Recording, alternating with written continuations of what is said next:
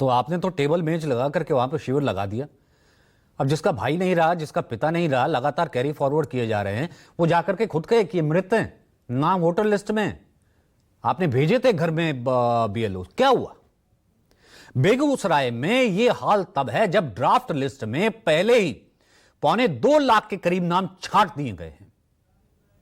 चुनाव आयोग की ओर से 1 अगस्त को जारी डेटा के मुताबिक बेगूसराय जिले में 24 जून 2025 तक 22,45,144 नाम वोटर लिस्ट में शामिल थे, लेकिन एसआईआर प्रक्रिया के तहत 1,67,756 नाम हटा दिए।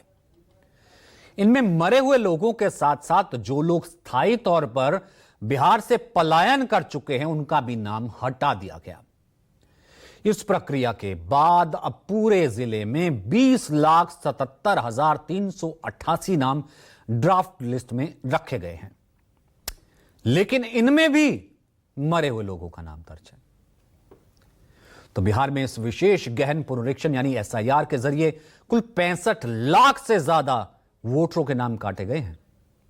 आपको क्षेत्र वाइज एक आंकड़ा दिखाते हैं जिससे आपको इसकी सियासी अहमियत समझने में आसानी हो जाएगी। सबसे पहले सीमांचल का इलाका। सीमांचल वो इलाका है जो कि मुस्लिम बहुल्य इलाका है।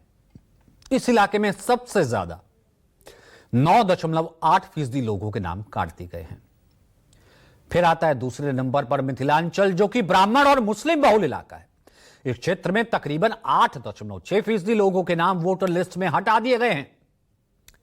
भोजपुर स्वर्णों का बहुल्य माना जाता है। 8.54% लोगों के नाम वोटर लिस्ट से हटा दिए गए हैं, काट दिए गए हैं।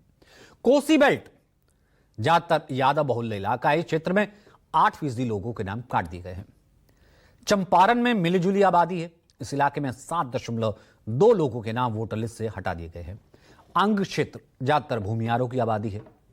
इस क्षेत्र में 7.12 लोगों के नाम काट दिए गए हैं। और मगध क्षेत्र को पिछला बहुल्य इलाके माना जाता है। यहां 6.98 लोगों के नाम वोटर लिस्ट से हटा दिए गए हैं, काट दिए गए हैं। चूंकि पूरा मामला वोटर लिस्ट से जुड़ा है तो जाहिर है इस पर सियासत तो हो ही रही है, लगातार हो रही है।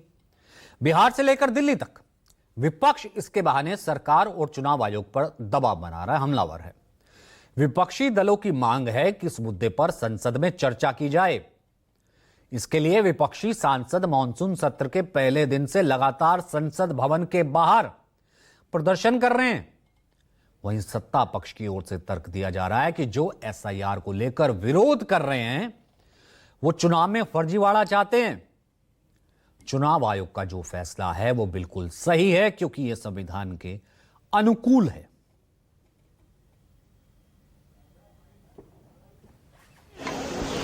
बहुत बड़ा मुद्दा है। अगर वोटर लिस्ट में कोई ये सारा हो रहा है तो क्यों ना उठाए हम?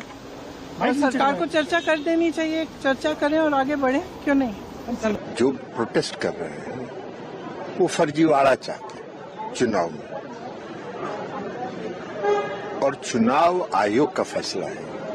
और चुनाव आयोग का जो फैसला है वो एकदम सही है फैसला, इसलिए कि संविधान के अनुकूल है। इनका क्या मांग है, क्यों मांग है? एसआईआर के विरोध का कारण क्या है?